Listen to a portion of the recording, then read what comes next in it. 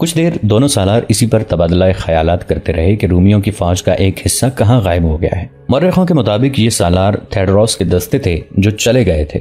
پیچھے سالار شنس رہ گیا تھا، اس کے دستوں کی تعداد بھی خاصی زیادہ تھی۔ صبح طلوع ہوتے ہی رومی لڑائی کے لیے تیار ہو گئے۔ ابو عبیدہ رضی اللہ عنہ پہلے ہی تیار تھے۔ انہوں نے رومیوں پر حملہ کر دیا۔ انہوں نے اپنے دستوں کو حسب معمول 3 حصوں میں تقسیم کر لیا تھا اور حملہ دشمن کے پہلوؤں پر کیا تھا۔ خود انہوں نے دشمن کے قلب پر نظر رکھی ہوئی تھی، جہاں انہیں سالار شنس کا پرچم دکھائی دے رہا تھا۔ مجاہدین نے دشمن کے پہلوؤں پر حملہ کیا اور ابو عبیدہ رضی اللہ عنہ آگے بڑھے اور شنس کو مقابلے کے لیے للکارا۔ شنس نے گھوڑے کو ایڑ لگائی اور آگے آ گیا۔ ابو عبیدہ رضی اللہ عنہ نے اپنے گھوڑے کو ایڑ لگائی اور اس کی طرف گئے۔ دونوں سالاروں نے ایک دوسرے پر وار کیا اور دونوں کی تلواریں ٹکرائیں۔ شنس نے ذرا دور جا کر گھوڑا موڑا، لیکن ابو عبیدہ رضی اللہ عنہ نے اپنے گھوڑے کو زیادہ آگے نہ جانے دیا۔ فوراً ہی موڑ کر پھر ایڑ لگائی۔ شنس ابھی سیدھا بھی نہیں ہوا تھا کہ ابو عبیدہ رضی اللہ عنہ کی تلوار اس کے کندھے پر پڑی، لیکن اس کی زرہ نے اسے بچا لیا۔ دونوں کے گھوڑے پھر دوڑے، ایک دوسرے کی طرف آئے تو شنس نے وار کرنے کے لیے تلوار اوپر کی۔ ابو عبیدہ رضی اللہ عنہ نے برچھی کی طرح وار کر کے تلوار اس کی بغل میں اتار دی۔ فوراً ہی آگے جا کر گھوڑے کو موڑا۔ شنس کو زخم پریشان کر رہا تھا، وہ اپنے گھوڑے کو بر وقت نہ موڑ سکا۔ ابو عبیدہ رضی اللہ عنہ نے اس کی ایک ٹانگ پر بھرپور وار کیا اور ٹانگ کاٹ ڈالی۔ شنس گر رہا تھا جب ابو عبیدہ رضی اللہ عنہ پھر واپس آئے اور شنس کے سر کو ڈھلکا ہوا دیکھ کر گردن پر وار کیا۔ شنس کا سر پورا تو نہ اترا، لیکن الگ ہو کر لٹکنے لگا۔ پھر اس کی لاش گھوڑے سے اس طرح گری کہ ایک پاؤں رکاب میں پھنس گیا۔ ابو عبیدہ رضی اللہ عنہ نے شنس کے گھوڑے کو تلوار کی نوک چبھائی۔ گھوڑا بدک کر دوڑ پڑا اور اپنے سوار کی لاش گھسیٹتا پھرا۔ اس کے ساتھ ہی ابو عبیدہ رضی اللہ عنہ نے اپنے قلب کے دستوں کو دشمن کے قلب پر حملہ کرنے کا حکم دیا۔ وہاں کھلبلی بپا ہو چکی تھی کیونکہ ان کا سالار مارا گیا تھا۔ رومی پیچھے ہٹنے لگے، لیکن مجاہدین نے ان کے عقب میں جا کر ان کے لیے بھاگ نکلنا مشکل کر دیا۔ پھر بھی بہت سے رومی نکل گئے اور حمص کا رخ کر لیا۔ یہ مارکا مارچ 635 عیسوی محرم الحرام 14 ہجری میں لڑا گیا تھا۔ اسی صبح دمشق کے باہر بھی خون ریزی ہو رہی تھی۔ پہلے بیان کیا جا چکا ہے کہ دمشق مسلمانوں کے قبضے میں تھا، لیکن وہاں مسلمان فوج کی تعداد بہت تھوڑی تھی۔ دمشق میں حاکم شہر اور سالار یزید بن ابو سفیان تھے۔ شہنشاہ ہرقل کا منصوبہ یہ تھا کہ دمشق میں مسلمان فوج کی تعداد کم ہے، اس لیے اسے آسانی سے ختم کیا جا سکے گا۔ اس نے یہ کام اپنے ایک تجربہ کار سالار تھیڈروس کو سونپا تھا۔ دمشق کے دفاع کا ایک انتظام یہ بھی تھا کہ دیکھ بھال کے لیے چند آدمی شہر سے دور دور گھومتے پھرتے رہتے تھے۔ اس صبح یزید بن ابو سفیان کو اطلاع ملی کہ رومی فوج آ رہی ہے۔ دمشق پر ہر لمحہ حملے کی توقع رہتی تھی۔ رومی کوئی ایسے گئے گزرے تو نہیں تھے کہ اپنی شہنشاہی کا کھویا ہوا اتنا بڑا شہر واپس لینے کی کوشش نہ کرتے۔ یزید بن ابی سفیان ہر وقت تیاری کی حالت میں رہتے تھے۔ انہوں نے رومی فوج کے آنے کی اطلاع ملتے ہی اپنے دستے کو شہر سے باہر صف آرا ہونے کا حکم دے دیا۔ مورخوں نے لکھا ہے کہ مسلمان محاصرے میں لڑنے کے عادی نہیں تھے، انہیں محاصرہ کرنے کا تجربہ تھا۔ محصور ہو کر لڑنے کا انہیں کوئی تجربہ بھی نہیں تھا اور انہیں محصور ہونا پسند بھی نہیں تھا۔ وہ میدان میں اپنے سے کئی گنا طاقتور دشمن سے بھی لڑ جاتے تھے۔ رومی چونکہ جنوب مغرب کی طرف سے آ رہے تھے، اس لیے یزید نے اپنے دستے کو اسی سمت جنگی ترتیب میں کھڑا کر دیا۔ رومی فوج سامنے آئی تو پتہ چلا کہ اس کی تعداد کئی گنا زیادہ ہے۔ ان رومی دستوں کا سالار تھیڈروس تھا۔ وہ انطاکیہ سے بیروت کے راستے دمشق کو فتح کرنے آ رہا تھا۔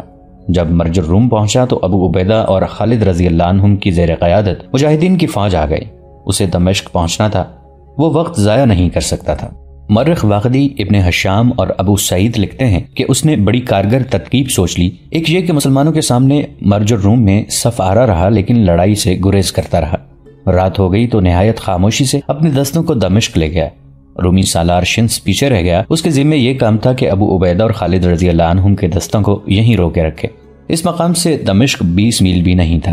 تھیڈروس صبح کے وقت دمشق کے مضافات تک پہنچ گیا۔ وہ جب دمشق کے قریب گیا تو مسلمانوں کو قلعے کے باہر منتظر پایا۔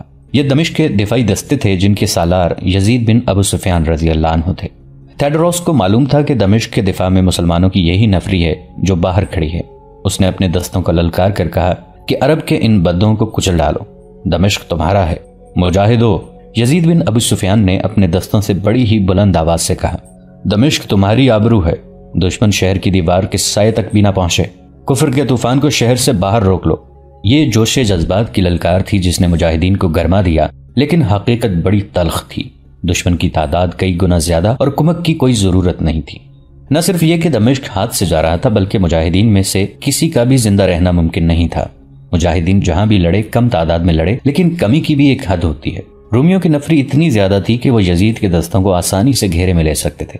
ہرقل نے یہی سوچ کر وہاں زیادہ نفری بھیجی تھی اور تھیوڈروس اس کا آزمودہ سالار تھا۔ تھیوڈروس نے مسلمانوں کو دیکھ کر اپنے دستوں کو روکا نہیں، اس نے حملے کا حکم دے دیا۔ حملہ دونوں پہلوؤں کی طرف سے ہوا تھا۔ یزید بن ابو سفیان سمجھ گئے کہ رومی انہیں اندر کی طرف سکڑنے پر مجبور کر رہے ہیں۔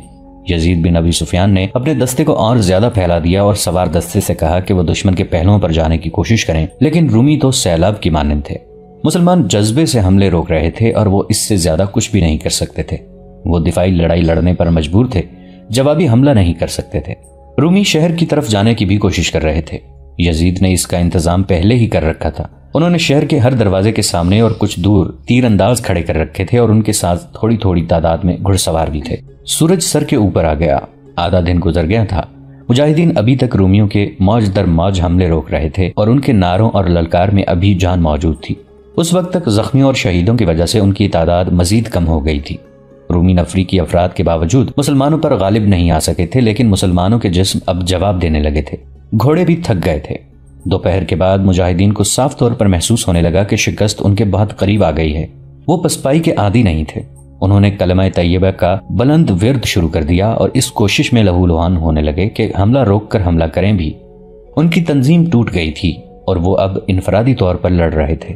سالار یزید بن ابی سفیان سپاہی بن چکے تھے۔ وہ اپنے علم بردار اور محافظوں سے کہتے تھے کہ علم نہ گرنے دینا۔ بڑی جلدی وہ وقت آ گیا جب مجاہدین کو یقین ہو گیا کہ ایک طرف دشمن کی قید اور دوسری طرف موت ہے۔ وہ جیتے جی یہ نہیں سننا چاہتے تھے کہ دشمن دمشق پر قابض ہو گیا ہے۔ این اس وقت جب مجاہدین نے زندگی کا آخری مارکا لڑنے کے لیے جانوں کی بازی لگا دی تھی، رومیوں کے عقب میں شور اٹھا اور دیکھتے ہی دیکھتے رومیوں میں بھگدڑ مچ گئی۔ دمشق کے دفاع میں لڑنے والوں کو پتہ نہیں چل رہا تھا کہ پیچھے کیا ہو رہا ہے اور رومیوں پر کیا آفت ٹوٹی ہے۔ ان کی تنظیم درہم برہم ہو گئی اور ان کے حملے بھی ختم ہو گئے۔ اسلام کے جانثارو، یزید بن ابی سفیان رضی اللہ عنہ نے بلند آواز سے کہا، اللہ کی مدد آ گئی، حوصلے بلند رکھو۔ حقیقت یہ تھی کہ یزید کو معلوم ہی نہیں تھا کہ رومیوں کے عقب میں کیا ہو رہا ہے۔ انہوں نے رومیوں پر حملے کا حکم دے دیا۔ رومیوں کو تو حملہ روکنے کا بھی ہوش نہیں رہا۔ یزید بن ابی سفیان پہلو کی طرف نکل گئے۔ محافظ ان کے ساتھ تھے، وہ رومیوں کے عقب میں جا رہے تھے۔ شور و غوغا اس قدر زیادہ تھا کہ اپنی آواز بھی نہیں سنائی دیتی تھی۔ صرف یہ پتا چلتا تھا کہ رومیوں میں بھگدڑ اور افراتفری بپا ہو گئی ہے۔ کچھ اور آگے گئے تو یزید کے کانوں میں آواز پڑی، انا فارس الضدید، انا خالد بن ولید۔ دشمن کے محافظوں، یزید بن ابی سفیان گلا پھاڑ پھاڑ کر اعلان کرتے پیچھے آئے، خدا کی قسم ابن الولید آ گیا ہے، ابو سلیمان پہنچ گیا ہے، اللہ کی مدد پہنچ گئی ہے، اللہ کو پکارنے والوں، اللہ نے ہماری سن لی ہے، خدا کی قسم رومی اپنی قبروں پر لڑ رہے ہیں، فتح حق پرستوں کی ہوگی۔ اس دور کی تحریری روایات سے پتہ چلتا ہے کہ یزید پر دیوانگی طاری ہو گئی تھی اور ایسی ہی دیوانگی ان کے دستے پر طاری ہو گئی اور اس کے ساتھ ہی رومیوں کا قتل عام شروع ہو گیا۔ یزید بن ابی سفیان کے لیے خالد رضی اللہ عنہ کا آ جانا ایک معجزہ تھا، لیکن خالد رضی اللہ عنہ اتنی جلدی آ کیسے گئے؟ ہم پھر گزشتہ رات مرجر روم میں چلتے ہیں، جہاں خالد رضی اللہ عنہ چھپ چھپ کر رومیوں کے کیمپ دیکھ رہے ہیں۔ انہوں نے دیکھا کہ رومیوں کی فوج کا وہ حصہ جو دن کے وقت ان کے سامنے صف آ رہا تھا وہاں نہیں ہے۔ خالد رضی اللہ عنہ کو یقین ہو گیا کہ یہ حصہ کہیں چلا گیا ہے، تو انہوں نے سالار اعلیٰ ابو عبیدہ رضی اللہ عنہ سے بات کی۔ خالد دور اندیش تھے، انہیں شک ہوا کہ رومیوں کی فوج کا یہ حصہ دمشق کی جانب گیا ہے اور رومیوں کا مقصد صرف یہ ہو سکتا ہے کہ دمشق پر قبضہ کر لیا جائے۔ ہرقل معمولی دماغ کا آدمی نہیں۔ خالد رضی اللہ عنہ نے ابو عبیدہ رضی اللہ عنہ سے کہا، اسے معلوم ہوگا کہ دمشق میں ہماری نفری بہت تھوڑی ہے، میں اس کے سوا اور کچھ نہیں سمجھ سکتا کہ دمشق خطرے میں ہے۔ اگر تو مجھے اجازت دے تو میں دمشق پہنچ جاؤں۔ تجھ پر اللہ کی سلامتی ہو ابو سلیمان۔ ابو عبیدہ رضی اللہ عنہ نے کہا، میں تجھے اجازت دیتا ہوں اور تجھے اللہ کے سپرد کرتا ہوں، یہ جو رومی پیچھے رہ گئے ہیں انہیں میں سنبھال لوں گا۔ خالد رضی اللہ عنہ نے ایک لمحہ بھی ضائع نہ کیا، اپنے سوار دستے کو تیار کر کے دمشق کو روانہ ہو گئے۔ راستے میں کئی نشانیاں اور کئی آثار انہیں یقین دلاتے رہے کہ اس راستے پر ایک فوج گزری ہے۔ تھیوڈروس آدھی رات سے پہلے مرجر روم سے روانہ ہو گیا۔ خالد رضی اللہ عنہ رات کے آخری پہر روانہ ہوئے اور دمشق اس وقت پہنچے جب مسلمان ہاری ہوئی جنگ لڑ رہے تھے اور انہیں کمک کی ذرا سی بھی توقع نہیں تھی۔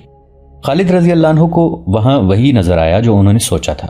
انہوں نے عقب سے رومیوں پر حلہ بول دیا۔ خالد رضی اللہ عنہ کو رومیوں کا پرچم نظر آیا تو اپنے محافظوں کے ساتھ وہاں جا پہنچے۔ انہیں تھیوڈروس بوکھلاہٹ کے عالم میں دکھائی دیا۔ اسے دمشق اپنے قدموں میں پڑا نظر آ رہا تھا۔ وہ اس کے ہاتھ سے نکل گیا تھا اور اس کی فوج فتح کے قریب پہنچ کر کٹنے لگی تھی۔ میں رومیوں کا قاتل ہوں، خالد رضی اللہ عنہ نے تھیوڈروس کو للکارا۔ میں وہیں سے آیا ہوں جہاں سے رات کو تو آیا تھا۔ تھیڈروس نے تلوار نکال لی۔ دونوں سالاروں کے محافظ الگ الگ ہٹ گئے۔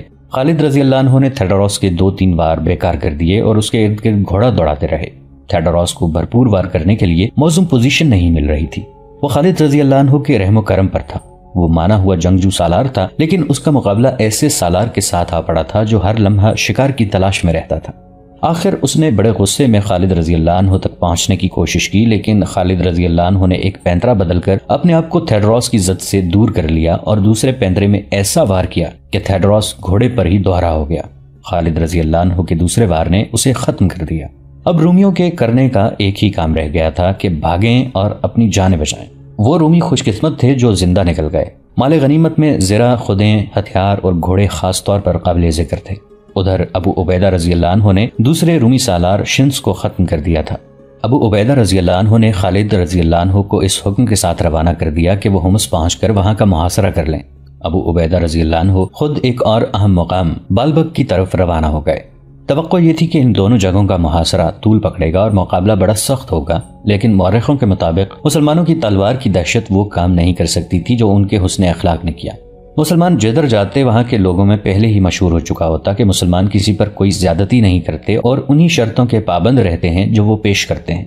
اس دور کی فاتح فوجیں سب سے پہلے مفتوح شہر کی خوبصورت عورتوں پر حلہ بولتی تھیں، پھر لوگوں کے گھر لوٹ لیتی اور گھروں کو آگ لگا دیتی تھیں۔ یہ اس زمانے کا رواج تھا اور اسے فاتح فوجوں کا حق سمجھا جاتا تھا، لیکن مسلمانوں نے اس رواج کو نہ اپنایا بلکہ نہتے لوگوں کی عزت و آبرو اور جان و مال کی حفاظت کی۔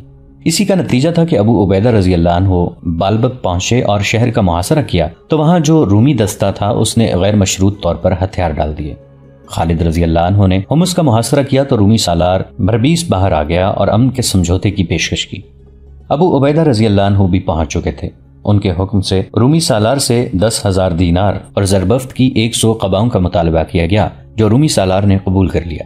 معاہدہ یہ ہوا کہ مسلمان 1 سال تک حمص پر حملہ نہیں کریں گے اور اگر اسی دوران روم کی فوج نے اس علاقے میں مسلمانوں کے خلاف کوئی معمولی سی بھی جنگی کارروائی کی تو مسلمان صلح کے معاہدے کو منسوخ سمجھ کر جوابی کارروائی کریں گے۔ اس معاہدے پر دستخط ہوتے ہی شہر کے دروازے کھل گئے اور مسلمان فوج داخل ہوئی۔ مورخ ابن اسیر لکھتا ہے کہ حمص کے لوگ یہ دیکھ کر حیران ہوئے تھے کہ مسلمان دکانوں میں جاتے اور جو چیز لیتے اس کی قیمت ادا کرتے تھے۔ بعض لوگوں نے مجاہدین کو تحفے پیش کیے تو مجاہدین نے ان کی بھی قیمت ادا کی۔ وہ کہتے تھے کہ مسلمان تحفے کو مال غنیمت سمجھتے ہیں اور کوئی مسلمان اپنے طور پر کوئی مال غنیمت اپنے پاس نہیں رکھ سکتا۔ اس کے علاوہ صلح کے معاہدے کے بعد اسلام مال غنیمت کو جائز نہیں سمجھتا۔ ایسے مقامات بھی آئے جہاں کے لوگوں نے مسلمان فوج کا باقاعدہ استقبال کیا۔ مثلا نومبر 635 عیسوی بمطابق رمضان 14 ہجری مسلمان فوج حمص سے ہما گئی تو شہری باہر آ گئے اور مسلمانوں کی اطاعت قبول کر لی۔ مہرات النعمان کے شہریوں نے مسلمانوں کا استقبال اس طرح کیا کہ پہلے سازندے ساز بجاتے اور خوشی کے گیت گاتے باہر آئے، ان کے پیچھے معززین آئے اور جزیہ پیش کر کے شہر ابو عبیدہ رضی اللہ عنہ کے حوالے کر دیا۔ اس کے بعد ان قصبوں اور شہروں کے کئی لوگوں نے اسلام قبول کر لیا۔ مسلمان ہمارے جال میں آ گئے ہیں، شہنشاہ ہرقل اپنے سالاروں سے کہہ رہا تھا۔ میں سردیوں کے انتظار میں تھا۔ عرب کے یہ مسلمان اونٹ کا گوشت کھاتے ہیں اور اونٹنی کا ہی دودھ پیتے ہیں۔ ریگستان کے ان باشندوں نے کبھی اتنی سردی نہیں دیکھی، یہ سردی برداشت نہیں کر سکتے۔ اس ملک کی سردی ان کے جوش اور جذبے کو منجمد کر دے گی، پھر موسم سرما ختم ہونے تک مسلمان ختم ہو جائیں گے، ہم انہیں بڑی آسانی سے شکست دے سکیں گے، ان کے خیمے انہیں سردی سے نہیں بچا سکیں گے۔ ہرقل نے حکم دیا کہ حمص سے مسلمانوں کو بے دخل کر دیا جائے۔ کچھ دنوں بعد ابو عبیدہ رضی اللہ عنہ کو اطلاع ملی کہ رومیوں کی کمک حمص پہنچ گئی ہے۔ رومیوں کی اس کارروائی کے بعد حمص کا معاہدہ ٹوٹ گیا تھا۔ ابو عبیدہ اور خالد رضی اللہ عنہم کہیں اور تھے۔ اطلاع ملتے ہی وہ اپنے دستوں کو ساتھ لے کر حمص جا پہنچے۔ خالد رضی اللہ عنہ پہلے پہنچے تھے۔ وہ حمص کے قریب گئے تو باہر رومی فوج لڑنے کے لیے تیار کھڑی تھی۔ خالد رضی اللہ عنہ نے اس فوج پر حملہ کر دیا۔ رومی پیچھے ہٹتے گئے اور قلعے میں داخل ہو کر انہوں نے دروازے بند کر دیے۔ اس کے فوراً بعد ابو عبیدہ رضی اللہ عنہ بھی اپنے دستوں کے ساتھ آن پہنچے۔ ابو سلیمان، ابو عبیدہ رضی اللہ عنہ نے خالد رضی اللہ عنہ سے کہا، یہ محاصرہ تیرا ہے اور تو اس کا سالار ہے۔ یہ ایک بہت بڑا اعزاز تھا جو ابو عبیدہ رضی اللہ عنہ نے خالد کو دیا۔ خلیفۃ المسلمین کے احکام کے مطابق سالار اعلیٰ ابو عبیدہ رضی اللہ عنہ ہی تھے۔ یہ دسمبر کا مہینہ تھا، سردی کا عروج شروع ہو چکا تھا۔ مسلمان اتنی زیادہ سردی کے عادی نہیں تھے، ان پر سردی بڑا برا اثر کر رہی تھی۔ یہ سب سے بڑی وجہ تھی کہ محاصرہ طول پکڑتا گیا۔ اس دوران خلیفۃ المسلمین کا حکم آ گیا، اس کے تحت کچھ دستے عراق کو بھیجنے تھے۔ یہ دستے چلے گئے تو رومی سمجھے کہ مسلمان محاصرہ اٹھا رہے ہیں، لیکن ایسا نہ ہوا۔ رومی یہی توقع لیے قلعے میں بیٹھے رہے کہ مسلمان محاصرہ اٹھا لیں گے۔ مارچ 636 عیسوی کا مہینہ آ گیا۔ سردی کی شدت ختم ہو چکی تھی۔ رومی سالار ہربیس روم کے شاہی خاندان کا آدمی تھا۔ اسے کسی کے حکم کی ضرورت نہیں تھی۔ اس نے اپنے نائب سالاروں اور کمانداروں سے کہا کہ سردی کا موسم گزر گیا ہے، بیشتر اس کے کہ مسلمانوں کو کمک مل جائے اور یہ سردی سے بھی سنبھل جائیں، ان پر حملہ کر دیا جائے۔ چنانچہ ایک روز شہر کا ایک دروازہ کھلا اور 5000 نفری کی رومی فوج نے باہر آ کر مسلمانوں کے اس دستے پر حملہ کر دیا جو اس دروازے کے سامنے موجود تھا۔ حملہ بڑا تیز اور شدید تھا۔ مسلمان اس حملے کے لیے پوری طرح تیار نہیں تھے۔ اس کے علاوہ ان پر سردی کا بھی اثر تھا، اس لیے وہ مقابلے میں جم نہ سکے۔ پیچھے ہٹ کر وہ منظم ہوئے اور آگے بڑھے، لیکن رومیوں کے دوسرے حملے نے انہیں پھر بکھیر دیا۔ ابو سلیمان ابو عبیدہ رضی اللہ عنہ نے خالد رضی اللہ عنہ سے کہا، کیا تو دیکھتا رہے گا کہ رومی فتح یاب ہو کر واپس قلعے میں چلے جائیں؟ خالد رضی اللہ عنہ تماشا دیکھنے والوں میں سے نہیں تھے، لیکن وہ اس دروازے کے سامنے سے ہٹ نہیں سکتے تھے جس کے سامنے وہ موجود تھے۔ پھر بھی انہوں نے اپنا سوار دستہ ساتھ لیا اور رومیوں پر حملہ کر دیا۔ رومیوں نے جم کر مقابلہ کیا اور سورج غروب ہو گیا۔ رومی قلعے میں چلے گئے۔ ان کی بہت سی لاشیں اور شدید زخمی پیچھے رہ گئے۔ دوسرے دن ابو عبیدہ رضی اللہ عنہ نے سالاروں کو بلایا۔ کیا تم نے خود محسوس نہیں کیا کہ کل رومیوں نے باہر آ کر حملہ کیا تو ہمارے آدمی بے دلی سے لڑے؟ ابو عبیدہ رضی اللہ عنہ نے شکایت کے لہجے میں کہا، کیا ہم میں ایمان کی حرارت کم ہو گئی ہے؟ سردی سے صرف جسم ٹھنڈے ہوتے ہیں۔ سالار اعلیٰ خالد رضی اللہ عنہ نے کہا، ہمارے آدمی بے دلی سے نہیں لڑے۔ دراصل جن رومیوں نے حملہ کیا تھا وہ ان رومیوں سے زیادہ جرت اور ہمت والے تھے جن سے ہم اب تک لڑتے رہے ہیں۔ پھر تو ہی بتا ابو سلیمان، ابو عبیدہ رضی اللہ عنہ نے پوچھا، ہمیں اتنے لمبے محاصرے میں یہیں بیٹھے رہنا چاہیے؟ نہیں ابو عبیدہ، خالد رضی اللہ عنہ نے کہا، کل صبح ہم محاصرہ اٹھا لیں گے۔ دوسرے سالاروں نے حیرت سے خالد رضی اللہ عنہ کی طرف دیکھا۔ ہاں میرے دوستو، خالد رضی اللہ عنہ نے کہا، کل ہم یہاں نہیں ہوں گے اور میری تجویز غور سے سن لو۔ خالد رضی اللہ عنہ نے انہیں محاصرہ اٹھانے کے متعلق کچھ ہدایات دیں۔ اگلی صبح شہر کے دیوار کے اوپر سے آوازیں آنے لگیں، وہ جا رہے ہیں، محاصرہ اٹھ گیا ہے، وہ دیکھو مسلمان جا رہے ہیں۔ سالار ہربیس کو اطلاع ملی تو وہ دوڑتا ہوا دیوار پر آیا۔ اس کے ساتھ بڑا پادری تھا۔ سردی نے اپنا کام کر دیا ہے، ہربیس نے کہا، ان میں لڑنے کی ہمت نہیں رہی، میں انہیں زندہ نہیں جانے دوں گا، ان کے تعاقب میں جاؤں گا، انہیں ختم کر کے آؤں گا۔